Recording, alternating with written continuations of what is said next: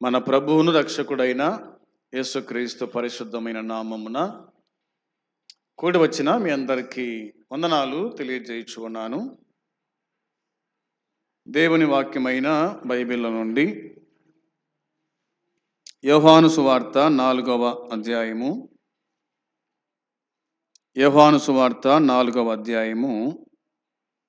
28, 29, 30 వచనాలు, ఈ 3 వచనాలు చదివి ధ్యానం చేసుకుందాం. ఆ స్త్రీ తన కుండ విడిచిపెట్టి ఊరిలోనికి వెళ్ళి, మీరు వచ్చి నేను చేసినవన్నీ నాతో చెప్పిన మనుషుని చూడండి, ఈయన క్రీస్తు కాడా అని ఆ ఊరి వారితో చెప్పగా, వారు ఊరిలో నుండి బయలుదేరి ఆయన యొద్దకు వచ్చుచుండిరి. 39 కూడా చూడండి. 39వ వచనం కూడా, నేను చేసినవన్నీ నాతో చెప్పేనని సాక్ష్యమిచ్చిన స్త్రీ యొక్క మాటను బట్టి ఆ ఊరిలోని సమరయులలో అనేకులు ఆయన యందు విశ్వాసముంచిరి. ప్రార్థన చేసుకుందాం. ప్రేమగల తండ్రి, పరిశుద్ధుడైన దేవ, నీ పాదములకు నాయన వందనాలు, స్తోత్రములు, కృతజ్ఞతలు, స్తుతులు చెల్లించుకుంటున్నాము.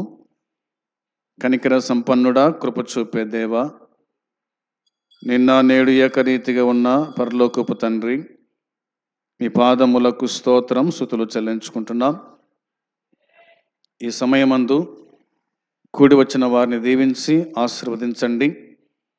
చదువుకున్న లేఖన భాగం దీవించండి, ఆశీర్వదించండి. మీరే మాతో మాట్లాడండి. నన్ను పూర్తిగా ఖాళీ చేసి మీరు మాట్లాడండి. వినేవారికి వినగల చెవు, గ్రహించే మనసు అనుగ్రహించి సహాయం చేయమని, పాపికి రక్షణ మార్గం దయచేయమని యేసయ్య నామంలో స్తుతించి అడిగి వేడుకుంటున్నాము తండ్రి, ఆమేన్.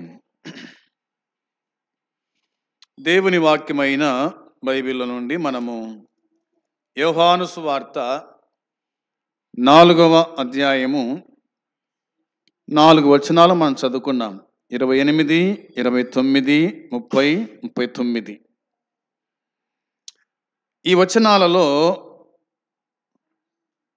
వ్రాయబడిన మాట మనము గ్రహించుదాం. ఆ స్త్రీ అనగా సమరయ స్త్రీ తన కుండ విడిచిపెట్టి ఊరిలోనికి వెళ్ళి అనే ఈ మాట గత వారం మనము ధ్యానము చేసినాం. ఈ దినమందు 29వ వచనములోని మాట, మీరు వచ్చి, అవునా, మీరు వచ్చి నేను చేసినవన్నీ నాతో చెప్పిన మనుషుని చూడుడి, ఈయన క్రీస్తు కాడా అని ఊరి వారితో చెప్పగా, మీరు వచ్చి అనే మాట రాయబడింది. మీరు వచ్చి. ఇప్పుడు యేసుక్రీస్తు ప్రభు ఆయన ఊరి బయట ఉన్నాడు. ప్రజలందరూ ఎక్కడున్నారు? ఊరిలో ఉన్నారు. అవునా? ప్రభు ఏమో ఊరి బయట ఉంటే ప్రజలందరూ ఊరిలో ఉన్నారు. అయితే ఆయనను గురించి ఈమె పరిచయం చేస్తూ ఉంది.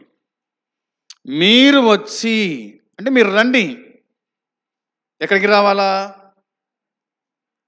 రావాలా అంటే నేను చేసినవన్నీ నాతో చెప్పిన మనసుని చూడ్డానికి. నేను చేసినవన్నీ నాతో చెప్పిన మనసుని చూడ్డానికి రండి అని ఆమె పిలిచింది. అవునా? ఆమె పిలిచింది. ఇంతకు ఆమె ఏం చేసింది? ఆమె గురించి ప్రభు ఏం చెప్పినాడు? 17, 18 వచనాలు. 17, 18 వచనాల్లో, ఆ స్త్రీ నాకు పెనిమిటి లేడనగా యేసు ఆమెతో,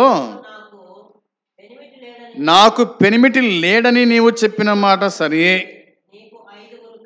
నీకు 5 పెనిమిట్లు ఉండిరి, ఇప్పుడున్నవాడు నీ పెనిమిటి కాడు, సత్యమే చెప్పితివనెను అని ఉంది. వినండి, నేను చేసినవన్నీ నాతో చెప్పిన మనసును చూడండి అనే మాట ఆమె పలికింది కదా. నేను చేసినవన్నీ అంటే తాను ఏం చేసిందో అవన్నీ ఉడక యేసు ప్రభు ఆమెతో చెప్పినాడు. ఏమి చెప్పినాడు ఆమెతోనిక అంటే ఇలా ఉంది కదా. ఏముంది అంటే, నీకు 5 పెనిమిట్లు ఉండిరి అన్నాడు. నీకు పెనిమిట్లు లేడన్న సంగతి వాస్తవమే, కానీ నీకు 5 ఉండిరి, ఇప్పుడున్నవాడు కూడా నీవాడు కాదు. సత్యమే చెప్పితివి, సత్యం చెప్పాలా. దేవుని కాడ ఏం చెప్పాలా? సత్యమే చెప్పాలా.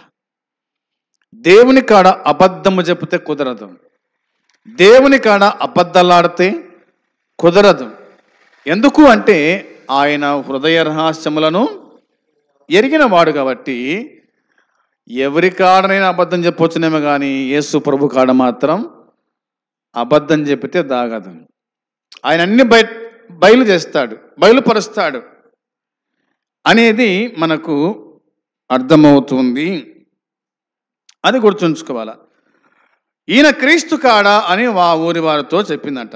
ఈయన క్రీస్తు కాడా అని ఆ ఊరి వారితో చెప్పింది. వారు ఊర్ల నుండి బయలుదేరి ఆయన యొద్దకు వచ్చుచూ ఉండిరి.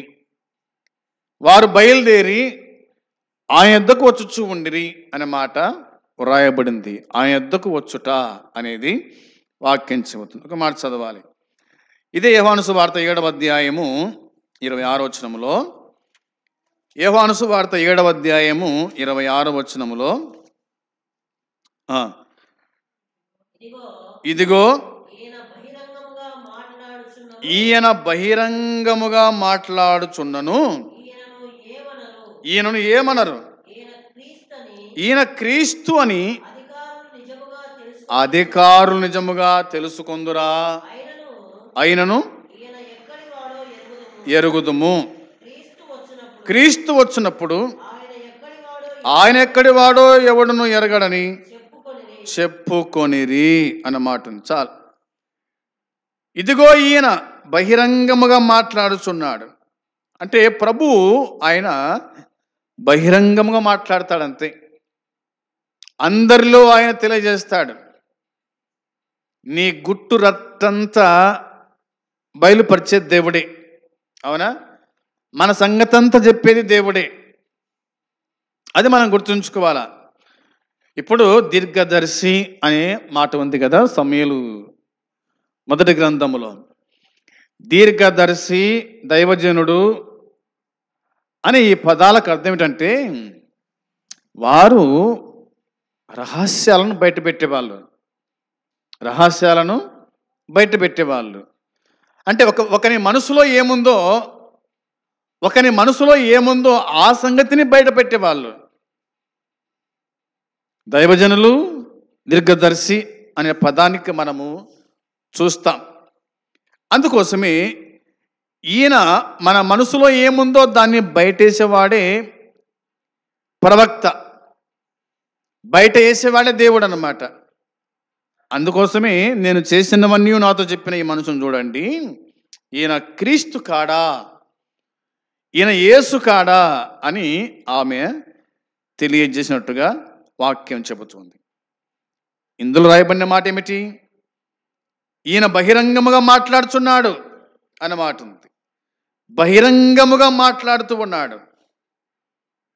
ఆయన బహిరంగంగా మాట్లాడేవాడు, ఉన్నది ఉన్నట్టుగా చెప్పేవాడు, రహస్యాన్ని బయటేసేవాడు, ముఖాముఖిగా మాట్లాడేవాడు, ఐలో ఫైలో తెలుసుకునేవాడు అని కూడా చెప్పుకోవాలి, అవునా?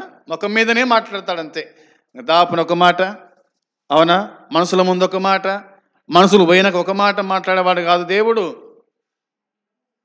ఆయన యథార్థవంతుడు, ఆయన న్యాయవంతుడు అనేది దేవుని వాక్యం మనకు గుర్తు చేస్తూ ఉంది. ఎవరైనా అని ఆలోచన చేయగా ఇలానే వాక్యం చెబుతుంది. ఇంకా మత్తయి సువార్త 12వ అధ్యాయము, మత్తయి సువార్త 12వ అధ్యాయము 23వ వచనం, 12, 23వ వచనం కూడా చదవాలి. అందుకు ప్రజలందరూ విస్మయముంది, ఈయన దావీదు కుమారుడు కాడా అని చెప్పుకొనుచు ఉండిరి అని మాట రాయబడింది. చాలు. జరిగిన సంఘటన ఏమిటంటే 22వ వచనంలో, అప్పుడు దయ్యము పట్టిన గుడ్డివాడును మూగవాడునైన ఒకడు ఆయన యొద్దకు తేబడెను. ఆయన వారిని స్వస్థపరిచినందున ఆ మూగవాడు మాటలాడు శక్తియు చూపును గలవాడాయను అనే మాట రాయబడింది. వినండి, ఇక్కడ ఒక వ్యక్తి ప్రభు యొద్దకు తీసుకురాబడ్డాడు. కొందరు తీసుకొచ్చారు ప్రభు యొద్దకు. వాడు దయ్యం పట్టిన గుడ్డివాడు మగవాడంట. గుడ్డివాడు మగవాడు. చూడ్డానికేమో కన్ను లేవు, మాట్లాడడానికేమో నోరు లేదు. అవునా? వింటాడు కానీ మాట్లాడలేడు. తన ముందు ఎవరు ఉండి మాట్లాడుతున్నారో చూడలేడు కూడా అసలు. అలాగా సాతాను అతను ఏం చేసింది? గుడ్డివానిగా చేసింది, మగవానికి కూడా చేసింది. అది సాతాను యొక్క పని. అది సాతాను యొక్క పని. సాతాను చూడకుండా చేస్తాడు. అవునా? సాతాను మాట్లాడనీయకుండా చేస్తాడు. అలాంటి వాణ్ణి దేవుడు ఏం చేశాడు? బాగు చేసినాడు, స్వస్థపరిచినాడు. ఆ తర్వాత అందుకు ప్రజలందరూ విస్మయం పొందినట్టుగా వాక్యం చెబుతుంది. ఈయన దావీదు కుమారుడు కాడా అని చెప్పుకున్నారు. ఈయన దావీదు కుమారుడు కాదా అని చెప్పుకున్నారు. అంటే దావీదు కుమారుడైన యేసుక్రీస్తు ఆయన దయ్యాన్ని వెలగొట్టగలడు, మగవారిని మాట్లాడనీయగలడు, గుడ్డివారికి చూపు ఇవ్వగలడు, చనిపోయిన వారి సైతము ఆయన లేపగలడు అనే మాట మనం చూస్తాం. కాబట్టి యేసుక్రీస్తు ప్రభు ఆయన దావీదు కుమారునిగా ఆయన పిలువబడ్డాడు అనేది దేవుని వాక్యం గుర్తు చేస్తూ ఉంది. ప్రజలందరూ కూడా విస్మయమందిరి అనే మాట వాక్యం మనకు జ్ఞాపకము చేస్తూ ఉంది. 24వ వచనం, పరిసయ్యులు ఆ మాట విని, వీడు దయ్యములకు అధిపతి అయిన బయల్జేబుల వలన దయ్యములను వెళ్ళగొట్టుచున్నాడు కానీ మరి ఒక్కని వలన కాదు అనేది. ఆయన వారి తలంపుల నెరిగి, ఈ మాట చూడండి, ఆయన వారి తలంపుల నెరిగి వారితో ఇట్లన్నాడు, తనకు తానే విరోధముగా వేరుపడిన ప్రతి రాజ్యము పాడైపోతుంది. తనకు తానే విరోధముగా వేరుపడిన ఏ పట్టణమైనను ఏ ఇల్లైనను నిలవదు అని ఆయన చెప్పినాడు. అంటే మనసులో ఏమనుకుంటున్నారో ఆ సంగతి ఎరిగిన వాడు దేవుడు. గుర్తుపెట్టుకుందాం. నీ మనసులో నువ్వు ఏమనుకుంటున్నావో, నా మనసులో నేను ఏమనుకుంటున్నానో అందరి మనసులో ఎరిగిన వాడు దేవుడు అనే సంగతి ఈ మాట గుర్తు చేస్తూ ఉంది. అవునా? ఆయన వారి తలంపుల నెరిగిన వాడు అనే మాట ఉంది. ఆయన వారి తలంపులు నెరిగినాడు. వారి మనసులో మాట ఆయన తెలుసు. మనం నోరు మూసుకొని కళ్ళు మూసుకొని మన మనసులో ఆయన గురించి ఏమైనా అనుకున్నాం అనుకోండి, వెంటనే ఆయనకి ఏమవుతుంది? తెలిసిపోతుంది అన్నమాట. నువ్వు చెప్పాల్సిన అవసరం లే, నేను చెప్పాల్సిన అవసరం లే, మరొకరు చెప్పాల్సిన అవసరం లేదు. మనసులోని మాట గ్రహించగలిగినటువంటి దేవుడు ఆయన అనేది ఇందులోని మాట మనము అర్థం చేసుకునే వారిగా ఉండాలి. ఇక కొరింథీయులకు రాసిన మొదటి పత్రిక చూడండి. కొరింథీయులకు రాసిన మొదటి పత్రిక 14వ అధ్యాయం 24-25 వచనాలు. కొరింథీయులకు రాసిన మొదటి పత్రిక 14వ అధ్యాయము 24-25 వచనాలు చూడండి. అయితే అందరూ ప్రవచించుచుండగా అవిశ్వాసి అయినను ఉపదేశం పొందని వాడైనను లోపలికి వచ్చిన ఎడల అందరి బోధ వలన తాను పాపినని గ్రహించి అందరి వలన విమర్శింపబడును. అప్పుడు అతని హృదయ రహస్యములు బయలుపడును అనే మనం చాలు. వినండి, కొరింథీ సంఘానికి పౌలు తన పత్రిక రాస్తూ ఈ మాటలు తెలియజేశాడు. ఇందులో భాషల గురించి రాయబడిన మాటలు ఉన్నాయి, చాలా మట్టుకు ఉన్నాయి. అయితే ఈ మాట మనం గుర్తుపెట్టుకుందాం. అయితే అందరూ ప్రవచించుచు ఉండగా, అందరూ మాట్లాడుతూ ఉండగా, వాక్యం చెబుతూ ఉండగా, అవిశ్వాసీనను ఉపదేశం పొందని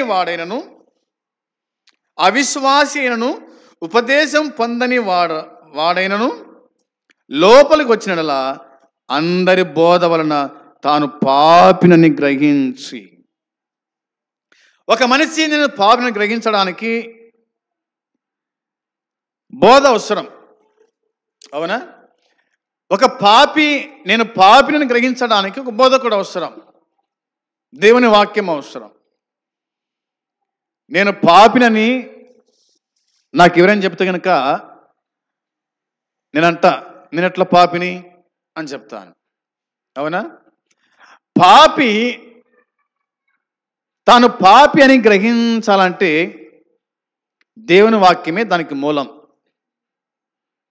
నీలో ఉన్న పాపము బయటేసేవాడు దేవుడు, నీలో ఉన్న అతిక్రమాన్ని బయటేసేవాడు దేవుడు, నీ అంతరంగములోని విషయాలను బయలుపరిచేవాడు దేవుడు. కాబట్టి తాను పాపి అని ఎట్లా గ్రహించగలిగినాడు శిలువలో దొంగ? యేసు ప్రభు మాట్లాడుతుండగానే కదా నేను పాపిని, మనము చేసిన వాటికి ప్రతిఫలం పొందుతున్నాము, ఈయన ఏ పాపము చేయలేదని రెండో వాడిని గద్దించినాడు కదా. కాబట్టి మనము పాపులమని గ్రహించడానికి మనకు బోధ అవసరం, మనకు బోధకుడు అవసరం అనేది మనకు అర్థమవుతుంది. తాను పాపిని గ్రహించి అందరి వలన విమర్శింపబడును అనే మాట ఉంది. 25 వచనం చూడగా అప్పుడు అతని హృదయ రహస్యములు బయలుపడును. హృదయంలో ఏమున్నాయి హృదయంలో? ఇది ప్రశ్నే కదా. ఏమున్నాయి హృదయంలో అంటే మార్క్స్ వార్త 7వ అధ్యాయంలో ఏమున్నాయి హృదయంలో అవి బయటపడినాయి. మార్క్స్ వార్త 7వ అధ్యాయము 21వ వచనం, 7వ అధ్యాయము 21వ వచనం చదవాలి. లోపల నుండి అనగా మనుషుల హృదయంలో నుండి దురాలోచనలు, జారత్వములను, దొంగతనములను, నరహత్యలను, వ్యభిచారములను, లోభములు, చెడుతనము, కృత్రిమమును, కామ వికారమును, మత్సరమును, దేవదూషణయు, అహంభావమును, అవివేకమును వచ్చును. ఈ చెడ్డవన్నీ లోపల నుండి బయలుదేరి మనసుని అపవిత్రపరచునని చెప్పాను. హృదయాలోచన ఎరిగిన వాడు అంటే మనుషుని హృదయంలో ఎన్నున్నాయి మనుషుని హృదయంలో? ఇవన్నీ కూడా ఉన్నాయి అని చెప్పినాడు ఆయన. కాబట్టి ఇవన్నీ కూడా ఎక్కడ బయటపడతాయి అంటే దేవుని సన్నిధిలోనే ఇవన్నీ కూడా బయటపడతాయి అనేది మనము గుర్తుంచుకోవాలా. ఈ చెడ్డవన్నీ అన్నమాట ఉంది. ఈ చెడ్డవన్నీ ఎక్కడున్నాయంట? మనుషుని హృదయంలో ఉన్నాయి. మనుషుణ్ణి అపవిత్రపరుస్తున్నాయి, మనుషుణ్ణి పరిబద్ధకు రాకుండా చేస్తూ ఉన్నాయి అనేది దేవుని వాక్యం తేట తెల్లగా జ్ఞాపకం చేస్తున్నాయి. అందుకోసమే తన మనసులో ఏమున్నాయో అన్నీ కూడా బయటపడినాయి అని కొరింథీ సంఘానికి పౌలు తెలియజేస్తున్నట్టుగా ఈ వచనం జ్ఞాపకం చేస్తుంది. అప్పుడు అతని హృదయ రహస్యములు బయటపడును. ఇందువలన దేవుడు నిజముగా మీలో ఉన్నాడని ప్రచురము చేయుచు అతడు సాగిలపడి దేవునికి నమస్కారము చేయును అనే మాట ఉంది. అతడు నిజంగా ఆయన దేవుడు ఉన్నాడు మన మధ్య, దేవుడు మన మధ్య ఉన్నాడని చెప్పేసి వాడు సాగిల పడతాడంట, దేవునికి నమస్కారం చేస్తాడంట, దేవుణ్ణి ఆరాధన చేస్తాడు. అది పాపక్షమాపణ పొందినవాడు, పరిశుద్ధుడైన వాడు ఏంటంటే దేవుణ్ణి ఆరాధించాలి, దేవుని గణపరచాలి, దేవుని మయంపరచాలి అనేది పౌలు ఇందులో వ్రాసినట్టుగా దేవుని వాక్యం గుర్తు చేస్తూ ఉంది. ఇక చూద్దాం, యోహాను సువార్త మొదటి అధ్యాయం, యోహాను సువార్త మొదటి అధ్యాయము 41వ వచనం చదవాలి. యోహాను సువార్త మొదటి అధ్యాయము 41వ వచనం. అతడు మొదట తన సహోదరుడైన సీమోనును చూసి, మేము మెస్సీయాను కనుగొంటిమని అతనితో చెప్పి యేసునొద్దకు అతని తోడుకొని వచ్చెను. మెస్సియ అను మాటకు అభిషక్తుడని అర్థం. యేసు అతని వైపు చూసి, నీవు యోహాను కుమారుడైన సీమోనువు, నీవు కేఫా అనబడదు అని చెప్పాను. కేఫాను మాటకు రాయి అని అర్థం. ఇక్కడ ఆంద్రియ క్రీస్తనబడిన మెస్సియాను కనుగొన్నాడు. నేను చేసినవన్నీ నాతో చెప్పిన మనసును చూడండి, ఈయన క్రీస్తు కాడా అనే మాటను బట్టి ఆలోచన చేస్తే, ఆంద్రేయ గుడక యేసు ప్రభుతో రాత్రంతా ఉండి ఆయన ఎవరో సంగతంతా గ్రహించగలిగినాడు. అంటే యేసు ప్రభువే తన మనసును తెరిచినాడు, ఆంద్రేయ మనసును తెరిచినాడు. యేసు ప్రభుని ఎవరు పరిచయం చేసినారు? ఆంద్రేయకు, ఫిలిప్పు కంటే యోహాను పరిచయం చేసినాడు. అవునా? ఇదిగో లోక పాపమును మోసుకొని పోవు దేవుని గొర్రెపిల్ల అని పరిచయం చేశాడు. వారు కూడా ప్రభు యుద్ధకు వెళ్ళి, బోధకుడా నువ్వెక్కడ కాపురం ఉన్నావు, రబ్బీ నువ్వెక్కడ కాపురం ఉన్నావు అంటే వచ్చి చూడండి అని చెప్పినాడు. వారు ఆ రాత్రంతా ప్రభుతో పాటున్నారు. ప్రభు వారి హృదయం తెరిచినాడు. ఆయన ఎవరో వారికి గుర్తు చేశాడు. ప్రవక్తలు రాసినటువంటి కదా, మోసే ప్రవక్త రాసినటువంటి వాడని నేనే, నా గురించి వాళ్ళు రాశారని ప్రభు చెప్పినప్పుడు ఇప్పుడు ఆంద్రే వచ్చి చెప్తున్నాడు పేతురుకు. ఏం చెప్పాడు పేతురుకు వచ్చి అంటే ఇలా ఉంది, మేము మెస్సీయాను కనుగొంటిమి, మేము మెస్సీయాను కనుగొంటిమి. ఇదిగో ఆయన యేసు అన్నమాట. మెస్సియా అంటే అభిషక్తుడు, అభిషేకించిన వాడిని మేము కనుగొన్నాం అని ఆంద్రేయ పేతురుకు చెప్పినట్టుగా వాక్యం చెబుతుంది. ఆ తర్వాత ఫిలిప్పు ఏం చెప్పినాడు? 43వ వచనం. మరునాడు ఆయన గలిలయకు వెళ్ళగోరి ఫిలిప్పును కనుగొని నన్ను వెంబడించుమని అతనితో చెప్పాను. ఫిలిప్పు బెస్తయిదవాడు, అనగా ఆంద్రేయ పేతురు అను వారి పట్టణపు కాపురస్తుడు. ఫిలిప్పు నతనేలును కనుగొని, ధర్మశాస్త్రములో మోసెయు ప్రవక్తలను ఎవరిని గురించి వ్రాసిరో ఆయనను కనుగొంటిమి, ఆయన యోసేపు కుమారుడైన నజరేయుడగు యేసు అని అతనితో చెప్పాను అన్న మాట ఉంది. ఆంద్రేయ పేతురును ప్రభు ఎదుటకు తీసుకురాగా ఫిలిప్పు నతనయేలును యేసు ప్రభుకు పరిచయము చేసినట్టుగా దేవుని వాక్యం గుర్తు చేస్తూ ఉంది. ధర్మశాస్త్రములో మోసే ప్రవక్తలు ఎవరి గురించి చెప్పినారో రాశారో ఆయనను కనుగొంటిమి. ఆయన యోసేపు కుమారుడైన నజరేయుడగు యేసు అని అతనితో చెప్పినాడు. అందుకు నతనేలు అంటున్నాడు 46వ వచనంలో, నజరేతుల నుండి మంచిది ఏదైనా రాగలదా అని అడిగినాడు. ఫిలిప్పు అంటున్నాడు వచ్చి చూడు అన్నాడు. వచ్చి చూడు, నజరేతుల నుంచి మంచిది రాగలదంటే ఫిలిప్పు అంటున్నాడు వచ్చి చూతురా అన్నాడు. వచ్చి చూడండి అని చెప్పినాడు. 47వ వచనం. యేసు నతనేలును తన యొద్దకు వచ్చుట చూసి, ఇదిగో ఇతడు నిజముగా ఇశ్రాయేలీయుడు అన్నాడు. అవునా? నతనేలు ప్రభు యొద్దకు వస్తూ ఉంటే ప్రభు అంటున్నాడు, ఇదిగో ఇతడు నిజముగా ఇశ్రాయేలీయుడు, ఇతనిలో ఏ కపటము లేదు. అంటే తన మనసులో ఏముందో, తను ఏమై ఉన్నాడో ఆ సంగతి బయలు పరిచినాడు ప్రభు అయిన యేసుక్రీస్తు. నిజమే, ఇతడు నిజముగా ఇశ్రాయేలీయుడు, ఇతని యందు ఏ కపటము లేదు. కపటము లేనివాడు నతనయేలు, ఇశ్రాయేలీయుడు నతనయేలు. ఇశ్రాయేలు నతనయేలు అని తన మనసులో ఏముందో బయటేసినట్టుగా వాక్యం చెబుతూ ఉంది.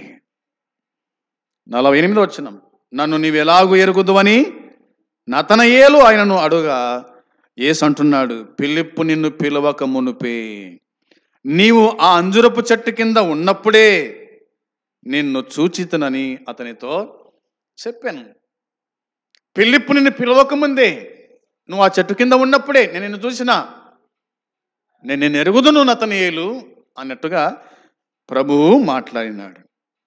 49వ వచనంలో నతనయేలు, బోధకుడా నీవు దేవుని కుమారుడవు, ఇశ్రాయేలు రాజువు అని ఆయనకు ఉత్తరం ఇచ్చాను. నతనయేలు అంటున్నాడు, నువ్వు దేవుని బోధకుడవు, బోధకుడా నీవు దేవుని కుమారుడవు, బోధకుడా నీవు దేవుని కుమారుడవు, ఇశ్రాయేలు రాజువు, నువ్వు దేవుని కుమారుడవు, ఇశ్రాయేలు రాజువు అన్నాడు. ప్రభు అయిన యేసుక్రీస్తు దేవుని కుమారుడుగా పిలువబడ్డాడు. ప్రభు అయిన యేసుక్రీస్తు రాజుగా పిలువబడ్డాడు. ఆయన రాజు. యూదులకు రాజుగా పుట్టిన వాడెక్కడా అని తూర్పు దేశపు జ్ఞానులు హేరోదు రాజును అడిగినారు. నువ్వు యూదులకు రాజువా అంటే అవును అన్నాడు ఆయన. శిలువలో దొంగ యేసు వైపు చూసి, యేసు నీ రాజ్యముతో వచ్చినప్పుడు నన్ను జ్ఞాపకము చేసుకో అన్నాడు. అంటే ఆయనకు రాజ్యం ఉందని, ఆయన రాజు అని. ఆయన ప్రభువులకు ప్రభు, రాజులకు రాజు అని దేవుని వాక్యం తేటగా జ్ఞాపకం చేస్తూ ఉంది. కాబట్టి ఆయన అందరినీ ఎరిగినవాడు అనేది మనకు అర్థమవుతూ ఉంది. ఇంకా ఇలా చూద్దాం. యోహాను సువార్త 7వ అధ్యాయము 31వ వచనము చూడగా,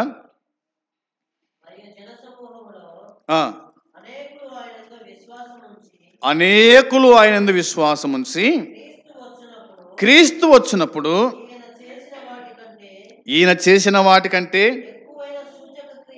ఎక్కువైన సూచక్రియలు చేయునా అని చెప్పుకొనిరి అన్నమాట. జన సమూహములో అనేకులంట ఆయన యందు విశ్వాసముంచిరి. జన సమూహములో అనేకులు ఆయన యందు విశ్వాసముంచిరి. విశ్వాసముంచిరి. క్రీస్తు వచ్చినప్పుడు ఈయన చేసిన వాటికంటే ఎక్కువైన సూచక్రియలు చేయునా. అవునా? ఏం చేసినాడు ఈయన? ఎక్కువ సూచక్రియలు అంటే గుడ్డివారికి చూపించినాడు, మగవారికి నోరిచ్చినాడు, చెవిటి వారికి వినికిడిచ్చినాడు, కుష్ఠరోగులను బాగు చేసినాడు, ఇంకా గాలిని గద్దించినాడు. అవునా? గాలిని గద్దించినాడు. చనిపోయిన వారిని సైతము తిరిగి లేపినాడు. ఇంతకంటే ఎక్కువ చేస్తాడా క్రీస్తు వస్తే? ఇంతకంటే ఎక్కువ చేస్తాడా? ఇంతకంటే ఎక్కువ చెప్తాడా? ఈయనే ఆయన, అంతే. ఈయనే ఆయన, ఆయనే ఈయన అని ప్రజలందరూ కూడా చెప్పుకొనిరి అనే మాట రాయబడింది. చెప్పుకొనిరి. నిజమే కదా? ఇలాగా చేయగలిగింది ఎవరు? ఇలా చేసేది ఎవరు అంటే దేవుడు మాత్రమే ఇవన్నీ చేయగలుగుతాడు. దేవుడు తప్ప ఇవన్నీ ఎవరు కూడా చేయలేరు, సాధ్యం కాదు అనేది దేవుని వాక్యం మనకు గుర్తు చేస్తూ ఉంది. ఇవి మనము జ్ఞాపకం ఉంచుకోవాలి. ఇంకొక మాట చూస్తే కనుక ఇలా బైబిల్ చెప్తున్న మాట, ప్రకటన గ్రంథము 22:17లో, ప్రకటన గ్రంథము 22:17లో రాయబడిన మాట మనం చూడగా వాక్యం చెబుతూ ఉంది, ఆత్మయు పెండ్లి కుమార్తెయు రమ్మని చెప్పుచున్నారు, చెప్పవలెను. దప్పిగొనిన వానిని రానిమ్ము, ఇచ్చయించు వారిని జీవజలమును ఉచితంగా పుచ్చుకొననిమ్ము అనే మాట ఉంది. దప్పిగొనిన వానిని రానిమ్ము. దప్పిగొన్నవాడు ఎక్కడికి రావాలా? దాహమైంది ఎక్కడికి పోవాలా?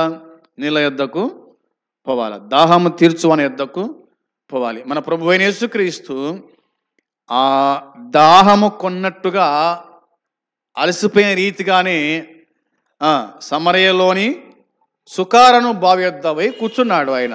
అవునా? కూర్చున్నాడు ఆయన. సమరయ స్త్రీ వచ్చింది, నీళ్లు చేదుకోయింది. ప్రభు అడిగాడు, దాహమునికిమ్మని అడిగినాడు. ఆమెనంది, యూదుడవైన నీవు సమరయ స్త్రీనైనా నన్ను దాహమును అడుగుతున్నావే, అది ఎట్లా కుదురుతుంది?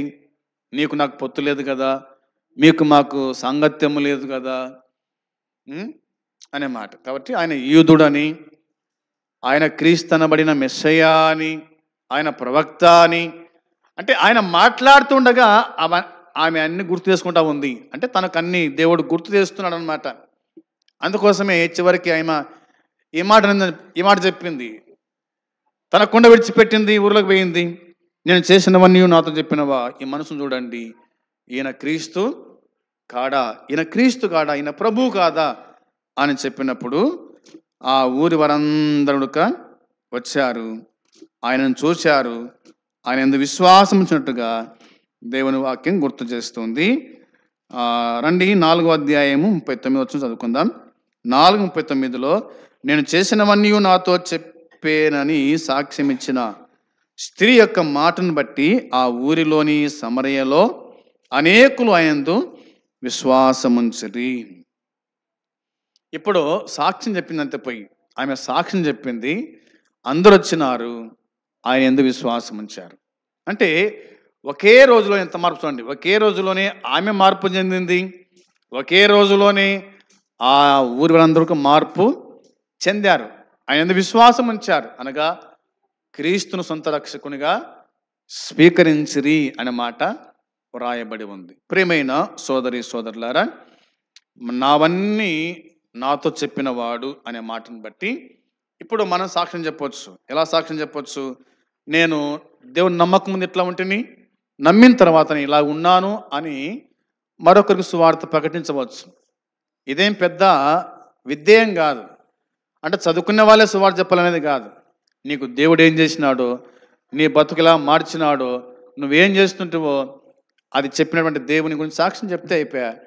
నువ్వు మారు మనసు పొందుతావు, ఇతరులకు మారు మనసు పొందుతారు, వారు కూడా ఇతరులకు చెప్పడానికి వీలు అవుతూ ఉంది. ఇదే సువార్త, అంతే కదా. ఇదే సువార్త. ఆమె ఏం చెప్పింది? పోయి నేను చేసినవన్నీ నాతో చెప్పిన వాడు క్రీస్తు కాడని చెప్పింది, అంతే. అందరూ వచ్చినారు, ఆయన చూశారు, మార్పు చెందారు, బతుకులు మార్చుకున్నారు. ఆ ఊరే మారిపోయింది. దానికి కారకురాలు ఎవరు? సమరయ స్త్రీ మాత్రమే కదా, ఆమె మాత్రమే.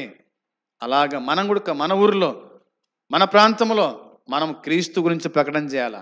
నన్ను మార్చిన వాడు నిన్ను మారుస్తాడు, నన్ను బాగు చేసిన వాడు నిన్ను బాగు చేస్తాడు, రండి ప్రార్థనకు రండి, ప్రభు యొద్దకు రండి అని చెప్పాలా. ఇవి చివరి దినాలు, ఈ సంవత్సరానికి చివరి దినాల్లో మనం ఉన్నాం కాబట్టి ఈ విధంగానైనా సువార్త చెప్పి ప్రభు యొద్దకు ఆత్మలను నడిపించుదాం.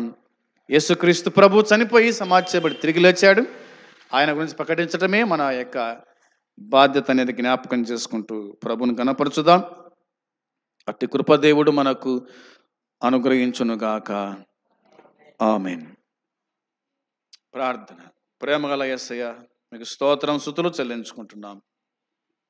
ఈ దినమందు మీరు అందించినటువంటి ఈ మాటలు దీవించి ఆశీర్వదించండి. విన్నవారి హృదయాల్లో కార్యం జరిగించండి. రక్షణ, మారు మనసు, పాపక్షమాపణ దయచేయండి. సమరయ స్త్రీ చెప్పినట్టుగా నేను చేసినవన్నీ నాతో చెప్పిన ఈ మనుషుని చూడండి, ఈయన క్రీస్తు కాడా?